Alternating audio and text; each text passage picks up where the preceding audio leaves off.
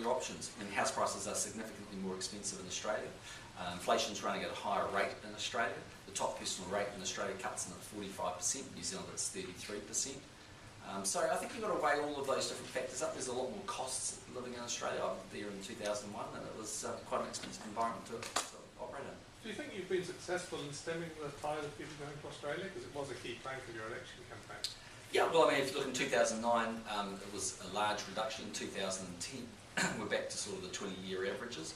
And the truth of it is, the only time that net migration between New Zealand and Australia has been positive, in other words, more people coming from Australia to New Zealand than the other way around, is when our wage gap was large and wages were higher in New Zealand than Australia.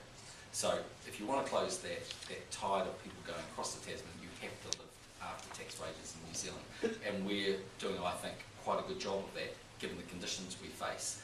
And as I say, remembering that if you look at the terms of trade which are driving a lot of the underlying wage growth in Australia, in New Zealand it's been up about 30% on the back of commodity prices, particularly in dairy and sheep and meat sector. In Australia it's been 80%. So they've been big beneficiaries of China buying a lot of iron ore.